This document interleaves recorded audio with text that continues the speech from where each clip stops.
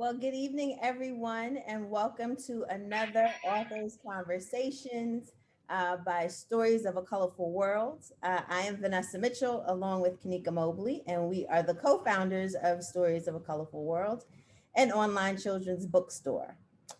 So for those returning, thank you, welcome back. And for those that are new to us, want to tell you just a little bit about ourselves. Again, like I said, we are an online children's bookstore. But we focus on carrying children's books that feature BIPOC characters written by BIPOC authors. And so we use our authors' conversations to engage with authors who write these books and allow them to talk about their books, their experiences, their journeys, and anything else they want to share, projects they're working on. And so we're very excited today because we have Pablo Cartaya. And Pablo is the award-winning author of Marcus Vega Doesn't Speak Spanish and Each Tiny Spark. So welcome, Pablo. Thank you so much. Yes, and thank you for accepting our invitation for our conversation. And because we are just an easy conversation going folk around here, we will just turn it to you and allow you to introduce yourself. I'm just so happy to be here. It was awesome when you all reached out and you were like, hey, and I was like, oh my God, and I looked at your website, And by the way, for all of those listening, if you don't know, it's storiesofacolorfulworld.com. Am I correct? Yes. I just want to thank you all. I know we talked a little bit earlier about like the setting the intention, right, for our conversation. And I want to say that my intention was gratitude when I had mentioned it to you. And I'm just grateful to you all for the work that you're doing, like legit, like Vanessa and Kanika, just thank you for putting our voices out there, our stories out there in an online forum for people like us. I just think it's needed more than ever, right? And so I just, I want to thank you all. I mean, I'm an author, I'm an actor, I've done all kinds of stuff. Hopefully within the conversation, we could learn a little bit more about myself. Hablo español, soy de padres cubanos, tengo familia en Puerto Rico. Like, I code switch. Sometimes sentences, I think of sentences and they start in English and they terminan en español. So like, I got that flavor. It wasn't always like that. Sometimes I had a little bit of struggle with my sense of identity, my sense of place, and where I fit into the greater context of what this country provides for people like me living in the hyphens, and for me, for a long time in my life, it was like, for me, living in the hyphen, being Cuban hyphen American, for me felt like the separation. Those two things are one or the other, and I never felt like I belonged to either. And so that's been a lifelong journey, trying to like accept, understand, and feel pride in that link that is not something that separates me. It's something that bridges these two cultures together. So that's a big part of my work. It's a big part of my own daily life, my daily rituals of understanding more about who I am and my place in this crazy world. So yeah, so let's get started. I guess let's talk, let's do all our stuff. Awesome. So Pablo, so thinking back to, you've been on this journey. So thinking back to like, even when you were a child, were there any books that you were connected to as a child? I mean, so yes, right? Yes, I was connected to books. Like first, I was not a big like reader outside of what my teachers gave me to read.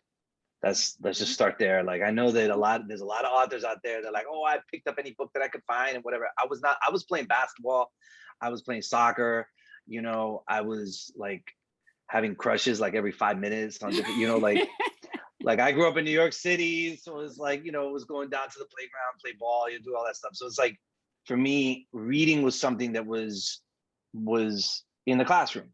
Mm-hmm. I was like, all right, my teacher gives me a book, I read it, I do the work.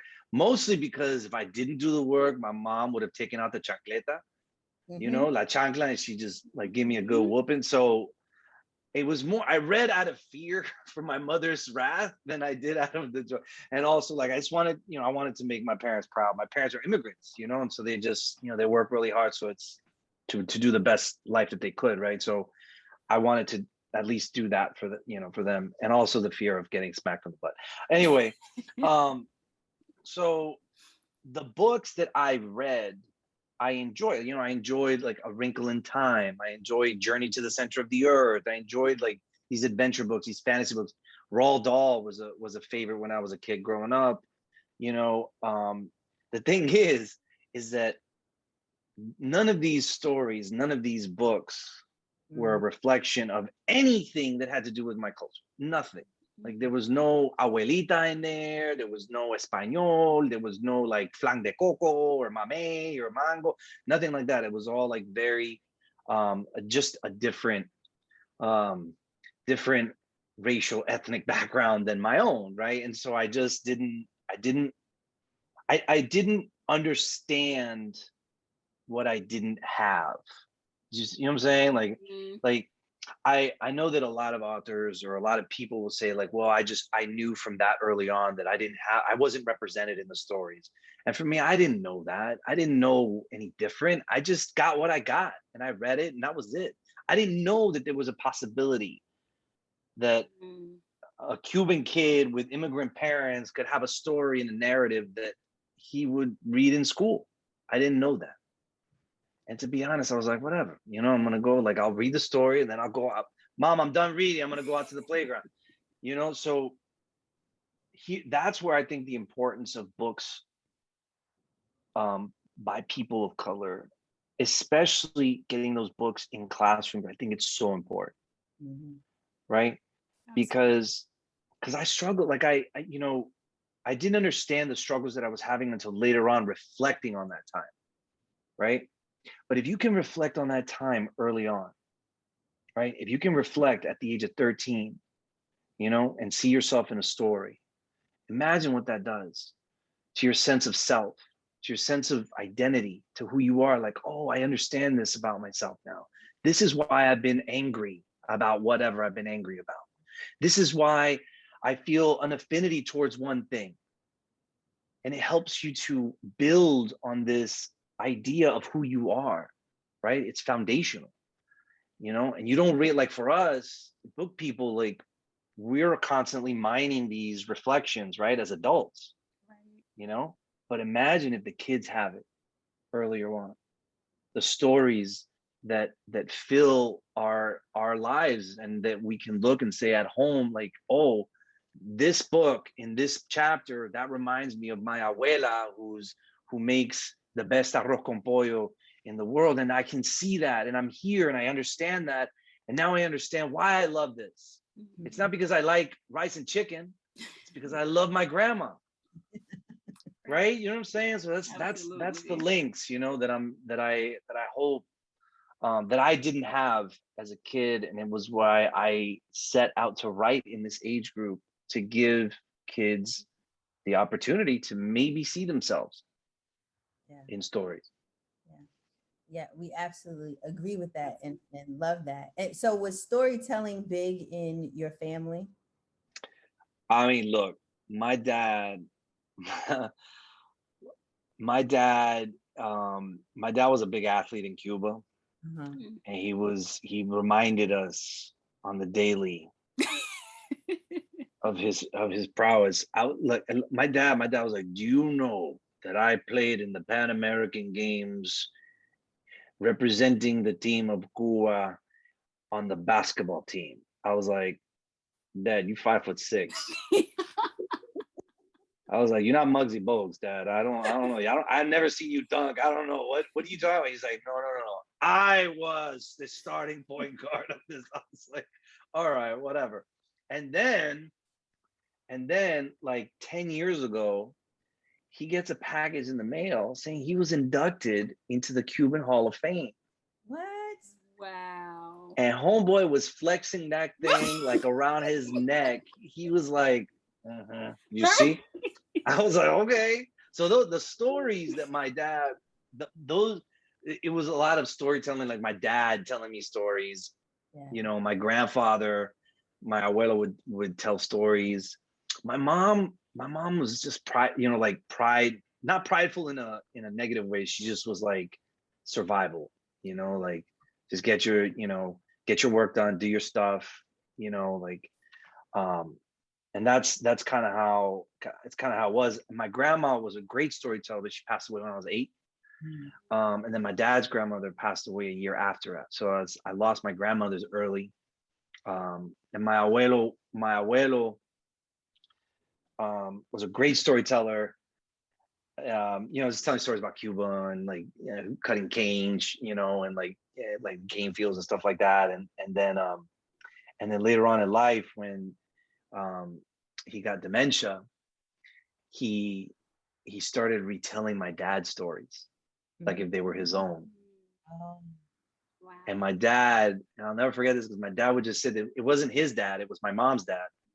And my dad would just sit there and just listen to my grandfather tell him his stories, but like from his point of view. And I was like, that's, it was just nice. It's like stories take their forms and, in all different kinds of ways. So yeah, I guess that's the links to storytelling, I guess, that I had. I love that. And you can definitely tell, like, in your stories, like family is very prominent in all of your stories. And is that something that was like truly central in your life as well? Yeah, I mean, I live by like 3 main ideas. It's family, community, and culture, right? And a lot of my work is centered around those 3 themes, I guess, if you will. Like, for me, the idea of family, is to represent family in a complicated way, but like rooted in love. You know what I'm saying? Like it's okay to be upset with your mom, to be annoyed at your mom, to understand your mom's imperfections. If my mom's listening to this, she's gonna be like, "Excuse me," How dare you? How dare you? She's gonna take out the chocolate tonight. It's gonna whoop my butt. It's like it's to understand the complexities of family dynamics, but and I'm not saying it's everybody's family, but I'm saying that a lot of our families, even within the complexities, at the root of it is love, right? And I'm not saying it's everybody. I know that there's really heartbroken families, but for me, my experience with that was being challenged by the dynamics of my family, and coming to a place of love in spite of the things that I disagreed with or that I got angry about. So that's my experience with it, which is why I write with that. Like the abuela in Each Tiny Spark, she's a pain. She's a pain, and she's like claiming her Spanish heritage, and she's like, oh, whatever. When Emilia's mom, is Afro-Cuban, right? And it's like, and there's that like colorism within the culture too that exists, right? And it's like Emilia has to contend with the fact that like abuela's a little bit racist, but how do I get around this like microaggression racist grandma, right? But still find a place for love for her. Mm-hmm. You know what I'm saying? Like, but then also letting that character say, look, I don't like what you're doing. I love you, but I don't like what you're doing. And then having grandma say, look, this is what I've built this wall in front of me for my own survival and for the survival of my family. And then having this kid say at the end, saying, that's fine, but that doesn't work anymore. Mm.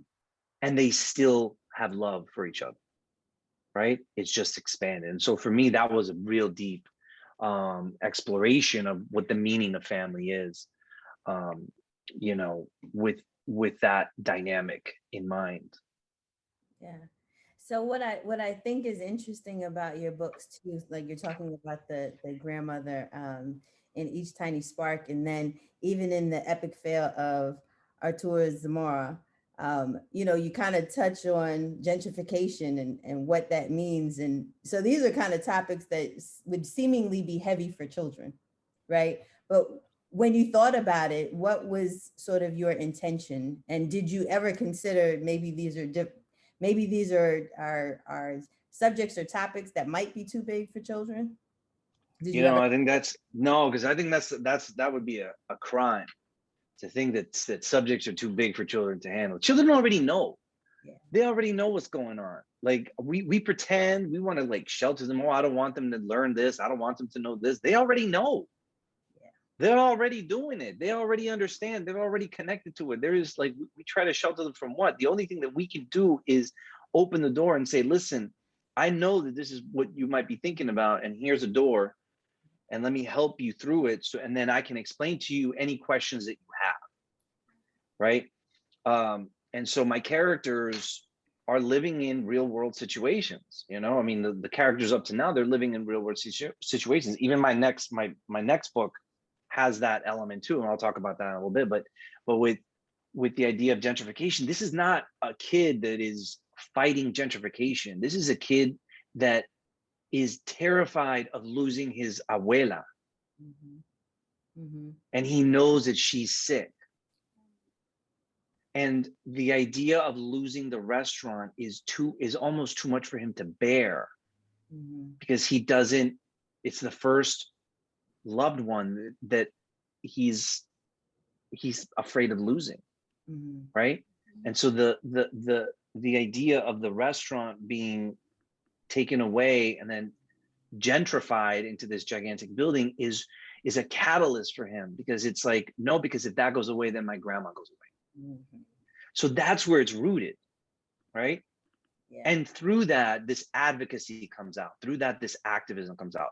Each tiny spark has the same elements, right?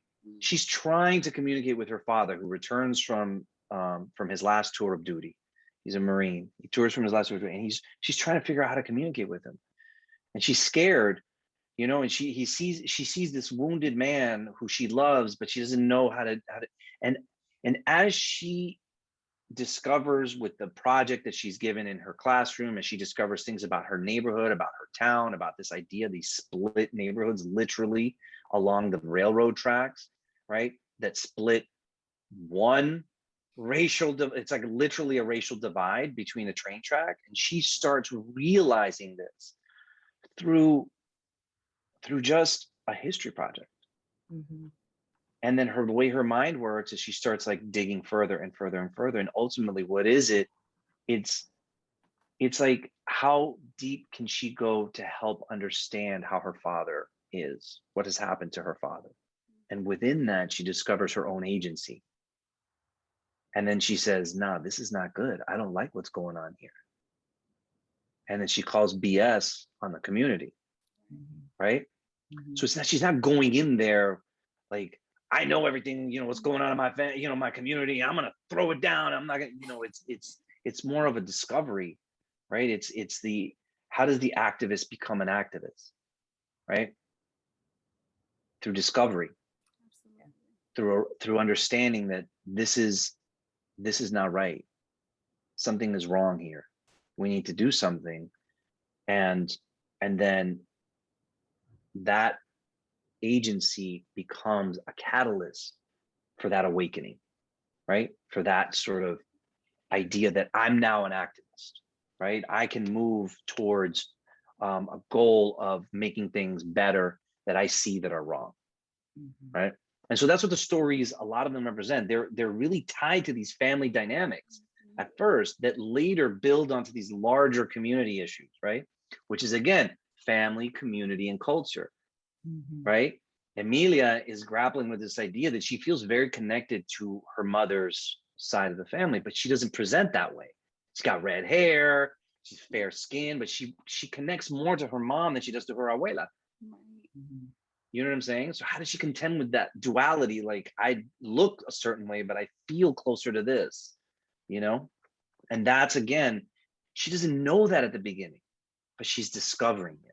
My characters get the opportunity to discover, you know, like just like with Marcus Vega. Yeah. You know, it's like, that's what it is. It's and they discover parts of their identity, right? Their culture, who they are and where they fit into it all, you know. And that feels so authentic, right? The unpacking of these different layers, that just feels like how we naturally as people go through life and find these different layers of ourselves and grow and change, you know, as we go. Yeah, it's absolutely. We all go through that, right? We all have had our moments, and even within our family members, right?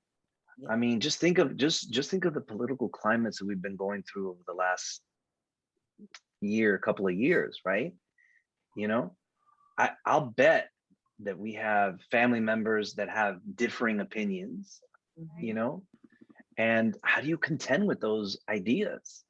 You know, how do you how do you sit at a table with those people at Thanksgiving? You know, because you have to, right? You're like, oh, okay, here we go, right? How do we do that? How do we understand our family dynamics in a way that feels authentic? Yeah. Right. Yeah. You know. Yeah. And the realism is wonderful too, right? Talking about the topics that are heavy for kids, like I totally agree with you. They live in this world. They see it, they experience it. You think they're not paying attention, they are paying attention to it all. They're absorbing it all.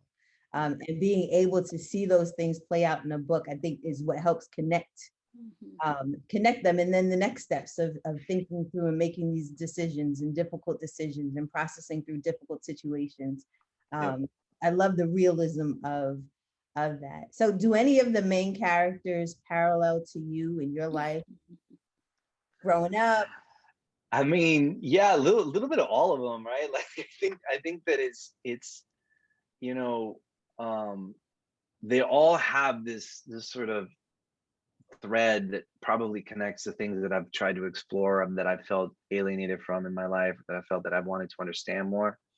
You know, in Each Tiny Spark, the Emilia, the main character, she has, you know, ADHD. My daughter, who at the time that I wrote the book was the same age as Emilia is, my daughter has ADHD, and went undiagnosed for many years because all too often girls don't get diagnosed. They just get kind of pushed to the side. And so, yeah, and so she struggled a lot in school, and I never forgot, she's like, I'm not dumb. And I go, baby, I know you're not dumb. And she's like, you know, and then she went off and like about how she thinks. And for me, I was like, I know what my next book is going to be about. Right. But it wasn't about ADHD. It was this character discovering who she is. Right. And so that link to that character is very much tied to Penelope, but it's also links of myself and the contentions that I've had with my own family members about colorism, about the, you know, topics within our culture of a racial nature, right? You know, where, you know, like we'll have different skin tones even within our families, you know, and it's and it bothers even some of my family members when I point that out.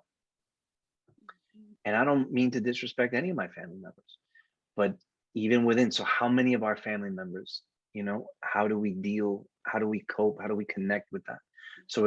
So for me, that was something, you know, and also like looking at my kid, like my daughter, she's like this amazingly socially active human, and she's like 14. I was like, yo, when I was your age, I didn't care about none of that.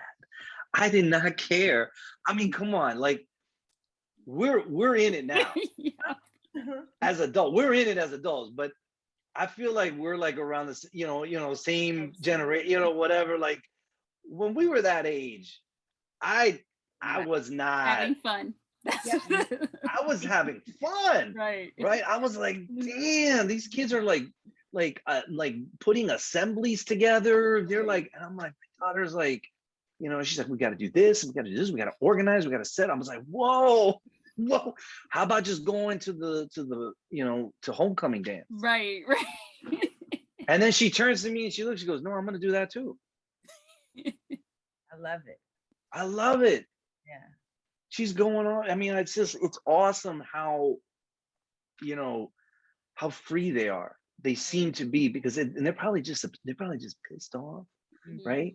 That they're like, listen, I'm tired of y'all trying to like dictate the terms of our lives. y'all just step to the side, Right. you know. Mhm. I think as adults too, we have I don't like it when adults say, oh, you know, these kids are the ones that are going to save us all. I Right. don't like that. You know, I feel like my kids' generation has taken on this mantle of like, okay, I just gotta fix the mess that you've created. And I think that's a pressure that's not fair, right? So that's just another conversation. But I do appreciate how aware they are of their world, Yeah. you know, and how little tolerance they have for intolerance. Right. I love that, Right. you know, I love that. I, they definitely do have a lot more in terms of like freedom and perspective on the world that is much different from our generation. And it's beautiful to see, like even in terms of like the images that they have that we didn't have, you know, the images of power to say they can do and be Mm-hmm. so many Yep. different things. Yep. Which is awesome. It is. I mean, it's like when I was my daughter's age, I desperately wanted light eyes and blonde hair because I thought that was the ideal of what, you know, like somebody should look like to be acceptable. I put color contacts in my eyes once. And I got him off the street. I was in New York. I got him off the street from in this bodega down by 125th and St. Nick. I swear to God, this is a store. And this guy in this bodega was selling these color contacts like right off the. He was like, "Yeah, you only whatever." So I put these hazel color contacts into my eyes, right? And they got stuck there, and I ended up with an eye infection. My eyes were like bloodshot red. It was literally like my own identity was rejecting what I was trying to do to myself. You know what I'm saying? Like I got this, like my eyes got all bloodshot. I got an eye infection. My mom was like, "Pero qué te pasó? What happened? What happened to you?" She was like, What happened?" I mean, she probably thought the devil had entered my soul or something like that. She was like, "Oh man, they were so red like this," and I had pus all around my eyes, and then there was these like glowing hazel dots coming out of my eyes. It was awful. She had to peel them off with tweezers. Oh my goodness. Yeah. Yeah, your body was rejecting. It's like, how dare you? And how dare you buy them from a bodega in Harlem? I know, man. I should have gone to this? Park Avenue. That's what I should have done. No, but it's like it's so true. It's like I have come to love my dark brown eyes, my dark brown hair, you know, and like you know, it's like even, you know, I you know, when we go in the summer, we go to the beach, you know, we go to Puerto Rico and to Miami or whatever. And you know, I'd get mad dark, you know, like mad dark. And then like you see the pictures of the family members and it'd be like all the family members and me like this. And they'd be like, "Oh, you're gonna need your passport. You're gonna need your passport to prove that, you know, and it was those are like these little microaggressions that you feel like throughout, you know. Nowadays, if I tell my daughter that, she would punch me in the face. They will not tolerate intolerance. And I love that. I love that. And I'll tell her, I love, she was, "Excuse me. Excuse me." And she does this one, "Excuse me. Excuse me." It's like, okay. Kids get us together. But that's also why these books are so important too. Right. How many of us, I mean, across the brown spectrum, right, have dealt with all the same issues, right? Yep. The backgrounds, we've all dealt with the same issues. And so I think that's why it's so important for children to see themselves in the books that they read. Yep. Of Absolutely. come in all different shades. I'll even say for my family, we come from the darkest to the lightest, you know, and everything in between. Yeah. But that's also what makes us special and unique, and we have to celebrate that. Absolutely. Yeah, and that's exactly right. It's like even within our, you know, like even within our own families, right? Looking at how different we are is to understand, you know, what what we can hope for the world, right? Is to understand that we're different. We're, we can, but again, just going back to this understanding of we can accept our differences, but we can't be intolerant. Right. We can't go and for our own benefit put somebody down. We can't go for our own self-preservation, knock somebody down because we don't like the way they look or the way they talk or the way they sound or the way they think or anything like that. There's no place for intolerance. Not anymore. Not ever, really. Right. But we accepted it more. Our generation, we kind of just rolled with it. Yeah. And I hate that our people in our generation start talking about like, well, we were tougher back then. Like, no, they're tougher now. Right. They're tougher now because they're not taking any crap. Right. And that bothers some older generations. It's like, oh, these kids are so woke or whatever. It's like, no, they're not woke. They're just tough. They're like, no, I'm not gonna be allowed to be walked on. No, thank you. We rolled with it. We can track all the little microaggressions that we've had over our lives, right? We can all track them. We could sit, you could pause, you could think about all the little microaggressions. You just roll with it. You just keep rolling with it, keep rolling until you get to adulthood. You're like, damn, I rolled with a lot, right? Mm-hmm. If you think about it. But these kids are like, no. And I respect that. And that's why I write in the age group that I write. And I like writing in the age group that I write because I love talking to them. I love like going and speaking to them and hearing what they have to say, making them laugh too, like laughing and being silly, but also like seeing where they are. They're very connected to, they're very socially conscious. And I'm not saying like 100% of them are socially conscious, but let's be real. They're not 100% socially conscious, but there is a greater, it seems like to me anyway, with all the talks that I have all over the place, it seems that there is more of a consciousness of social awareness than there was in my generation anyway. Absolutely. So did you always know, or what inspired you to actually become an author? I mean, I was an actor. I was, I guess I'm still, I've continued to act. I've recorded my audiobooks. I've done some voiceover work and stuff like I did the Spanish dubbing for South Park for a couple of years. Oh wow. So yeah, so I'm like, I acted a lot, but my journey to writing professionally, especially writing for kids and for children's literature in general, was really a response to feeling that I was not, even as an actor, I was not in control of my own story. Right? You are at the whim of someone else's words, of someone else's depiction of what you should be. Right? Now, I understand actors have to disappear. I get it. And the idea,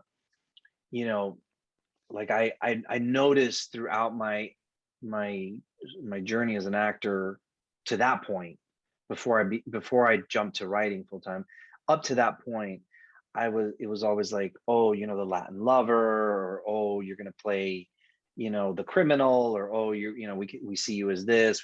So it's very, very specific, right. Especially with a name like Pablo.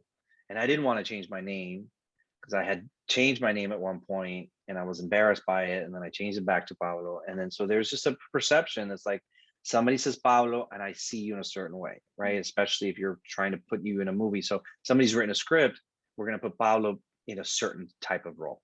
And so for me, the shift to writing was more out of, I think, of survival, right? Is I don't want to be a part of something that I enjoy, but I don't want to be a part of something that I have no control over the story that's being told about who I am.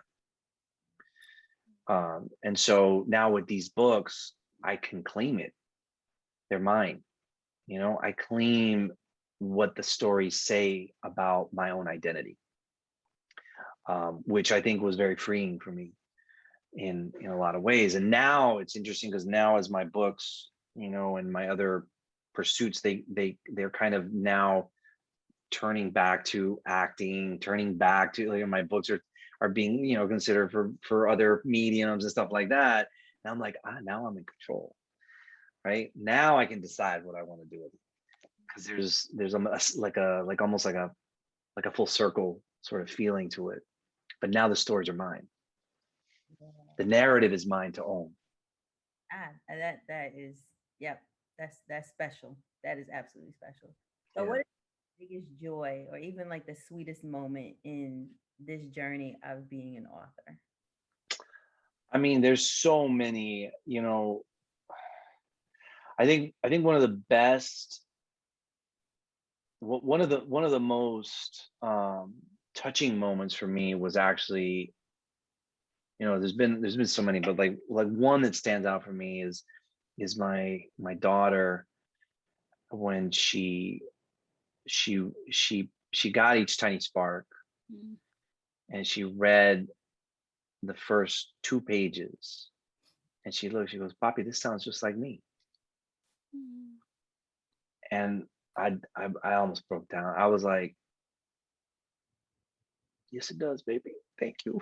It's like the best feeling that I could have, is that this is my kid, you know. It's like, and she had felt up to that point so alienated for the way that her brain works, right? And the way that she is, and to actually look and see words, a story that she read, and she reads and listens to the audiobook at the same time. Like, that's how she reads. And she's like, it would, and I recorded the audiobook. So it's like she's reading my words, listening to my voice, and hearing a character that she is recognizing as her. And for me, that was like, that's what it's about, you know. And going and you know, when I was touring or when I was speaking, it's just like seeing the way that young people connect on so many different levels. You know, my daughter's, that moment was special, but I can name thousands of moments that I've had, you know, that are links like that, like special links, you know, that are profound. There was a kid in Virginia, and she was desperate to talk to me. So after I did my talk, this is before COVID, and after I did my talk, the librarians were like, "She really wants to talk to you. Like, she is not taking no for an answer. So would it be okay?" And I was exhausted. I was like, "Yeah, of course." You know, I was like, whatever. So we went to the library and sat there, and the librarians are looking like, what is she gonna say to him? You know, whatever. And she's like, "You know, my favorite book is Marcus Vega Doesn't Speak Spanish." And I was like, "Oh, thank you so much. I really appreciate it." She's like, "Yeah." And she's kind of quiet, you know, and then she's like, "You know, my brother has Down syndrome." I was like, "All right, that's all right, cool. And then how did you feel like reading?" And she's like, "How do you feel reading about Charlie?" She's like, "Yeah, it's very similar." She starts laughing, you know, she starts kind of like giggling a little bit. And she's like, "Yeah, um, my mom can't work because she doesn't have papers. So I work and I go to school and I take care of my brother because my mom's afraid to go outside. She's going to get deported."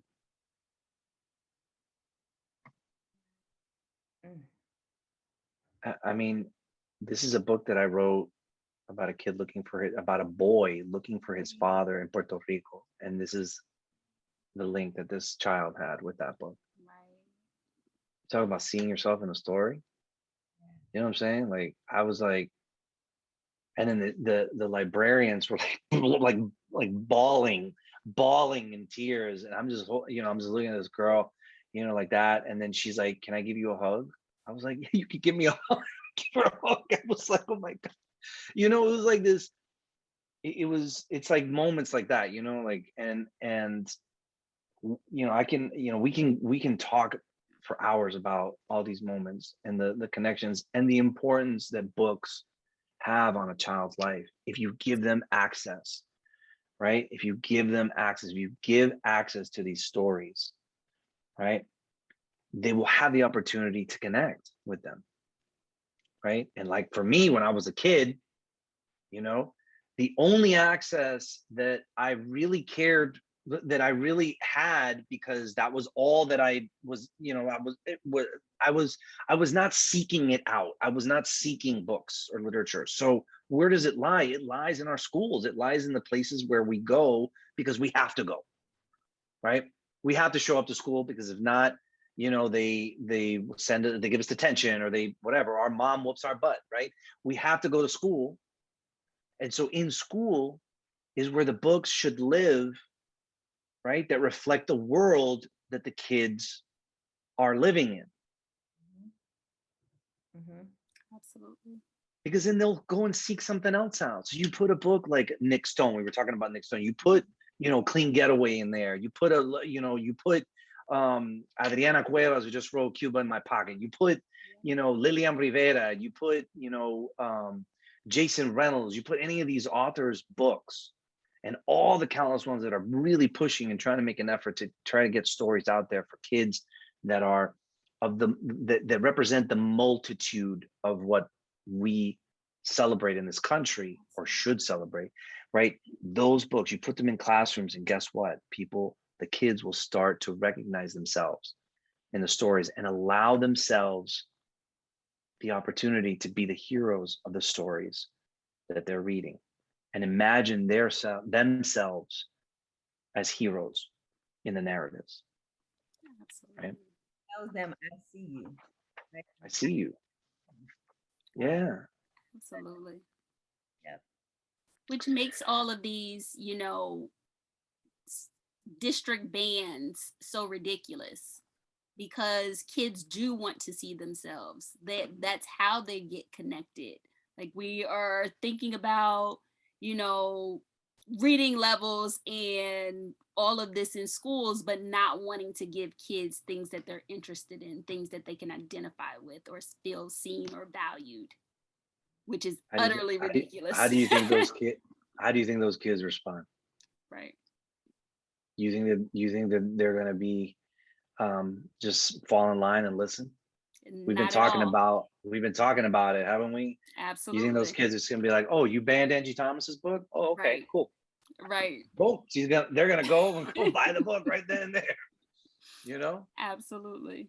You know, there was this school district, I heard that Jerry Kraft, they Yeah. took Jerry Kraft's New Kid off the reading. I was like, what?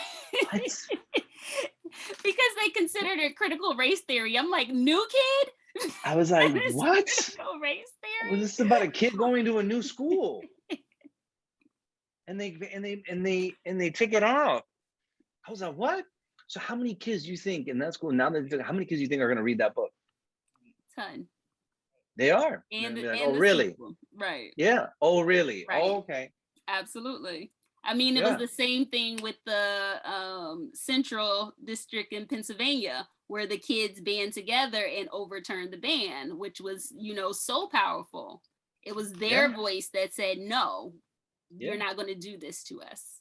Yeah, absolutely. I mean, you know, we're like, they're fighting to put books back in their shelves. We were like, you know, like what was our thing? Because you know what I'm saying? Like, you know, we like, I mean, they're fighting to get books back in classrooms. Right. Come on now, you know, that's like, and you tell them no, and they're gonna be like, oh really? Mm-hmm. Oh really? You know, and I love that about this generation, because again, they're not letting it go. They're not, you know, they're not letting it brush by them. They're not sitting down, you know, and they're gonna go for it. And I love that. And all we can be here is be advocates for them, is to applaud them, is to support them, is to be behind them, and to also like keep producing stories so that they can continue to feel that recognition. Yeah. So I So feel like we talked about it all throughout the conversation, but maybe to synthesize it, what does diverse representation in children's literature mean to you? I mean, it shouldn't even be a thing, right? Literature should exist and reflect the world that we live in. We shouldn't have to make, oh, this is a diverse book, and this is a book about a talking dog, and this is a book about a white kid, right? This is not, it should not be. We shouldn't have to differentiate ourselves for being people of color, right? For telling American stories. My stories are American stories. They're set in America. There's American stories. Nick Stone's stories are American stories. Jason Reynolds' stories, Lamar Giles, we're writing American stories. Why do we have to be diverse? You know, we are the representations of what this country looks like. And yes, there are kids who are white kids who also are part of the American story, and there are, Asian American kids, and then within the Asian American community, within the Latino community, like within the Black community, we're all like all these multitudes that make up this tapestry that is America. Why do we have to separate these things? Why? Right? This is what it is. It's a tapestry of literature, right? Imagine how, like, what is a white tapestry? Right. It's nothing, right? And I'm not suggesting that we do away with any white stories. I'm not saying that. I'm just saying we don't need to say, okay, this is the Black tapestry now. This is the Latinx tapestry, and this is the white tapestry, and these are the tapestry of the talking animals, right? It's like, no, put them all together. Right. Put them all together and make this. This is what America is. Yeah. There definitely shouldn't be a section. You shouldn't have to go to I the know. section to I go know. and find books that you love. I know. I feel like every September 15th, I feel like Michael Bublé coming out of the cave to start singing, it's Latinx Heritage Month. Here we are again. And then October 15th, I will disappear. It's like, okay. I'm like we, we're still alive after October 15th. Right. It's like, I don't understand why we have to like here's your month, and here's your month, and here's your month. Yep. Absolutely. Yeah. So it is just like you talked about, like it's so important for stories and many different people to have different voices and different stories. So what advice would you give to any aspiring writers? Just write your story, but I think that but reflect on who you are, reflect on who your family is, your culture, your community, and put that into a story. And if that story comes out and there's a dragon in it, good for you, right? If that story comes out and there's something about, a deep personal family thing that you want to explore, great. If that story comes out and poetry comes out of it, great. It's got to be your story. It's got to be the reflection of what you're thinking about, what you're holding on to, what you're trying to let go, what you're trying to understand, right? It's got to be yours, though. Authenticity is key. Right? Yeah, you got it. You got to write your story. You got to, and if you're a writer out there and you're hoping to write a story, think inwardly, right? And then observe the world around you, and how do those two things meet?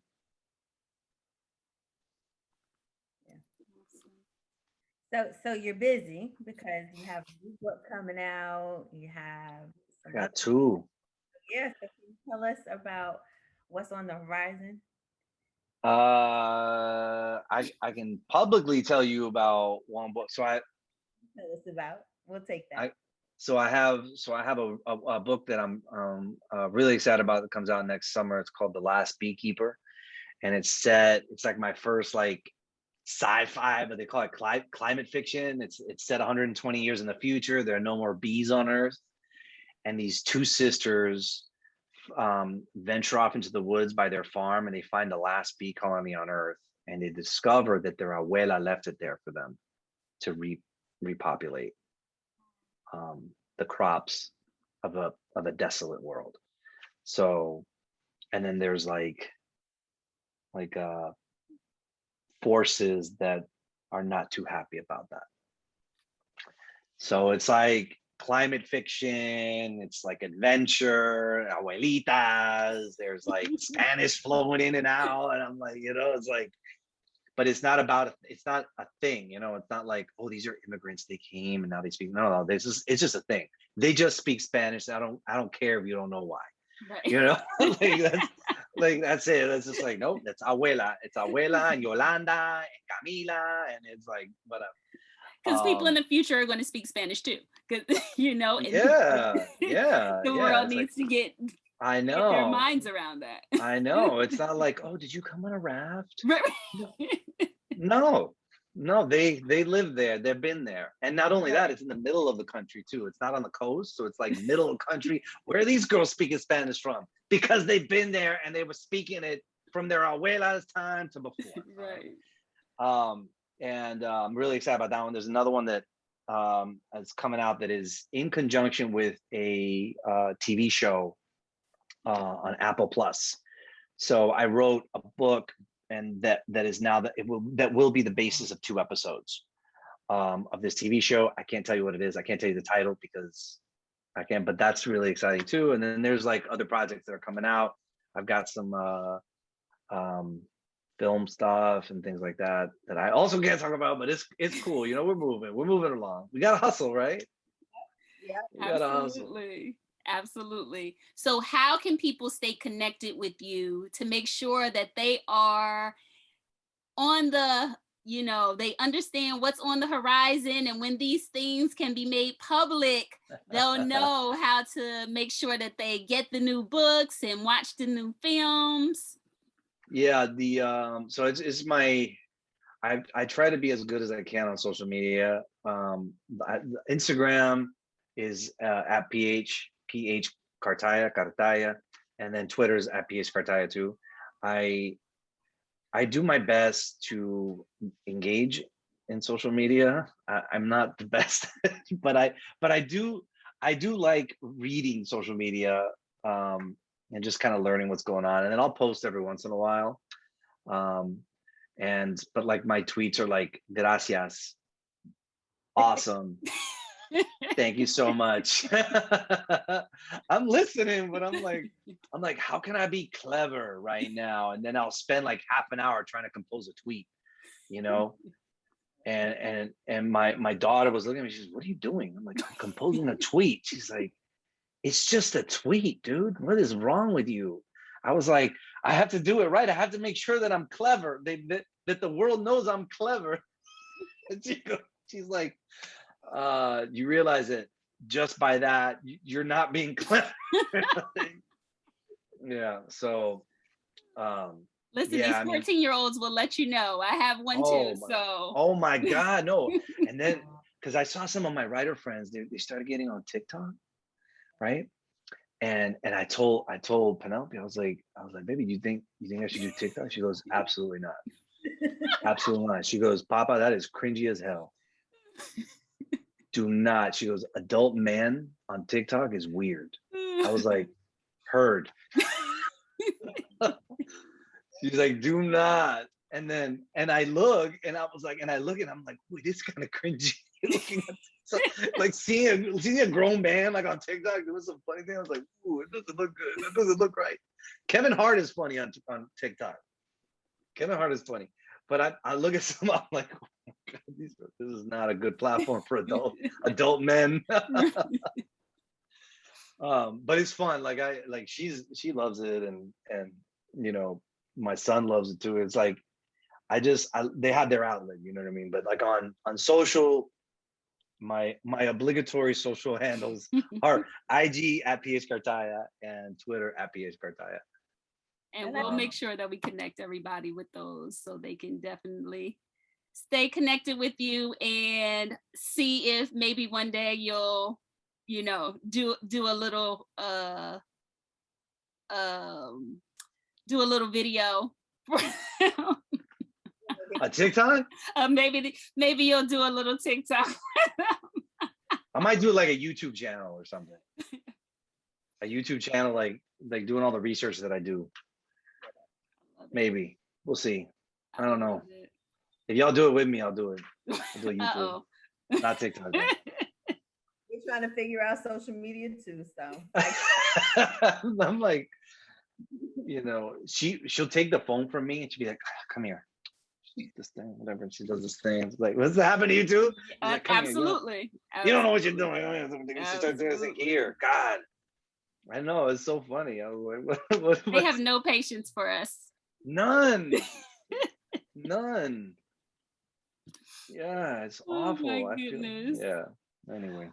But definitely thank you so much for joining us today. And we will make sure that everyone stays connected to you. And thank you for everybody that joined. Vanessa and I are definitely always in popping up in different events in Atlanta and New York. Of course. So definitely join our newsletter to stay connected to where we'll be. And so you can go to www.storiesofacolourfulworld.com. I'm looking at it right now. See, this is why I don't know it. I do it all the time. So do not worry. I do the same thing. On my phone and it's coming out loud. Sorry. And then there's always a lag. So but also if you head to our website and you can grab one of Pablo's books. Particularly last month we featured Marcus Vega Doesn't Speak Spanish as one of our picks of the month. And if you are a school, we are also and are interested in having us come to do a pop-up bookshop or a virtual book fair, head over to the contact page on our website and just let us know. And it is coming into holiday season. So if you can't figure out the perfect book to get your young one, then we also have some gift cards located on our site. So definitely head over to www.storiesofacolorfulworld.com. And there are so many choices to choose from. So thank you again, Pablo. Thank you so much. And we look forward to seeing you in the future. Thank you.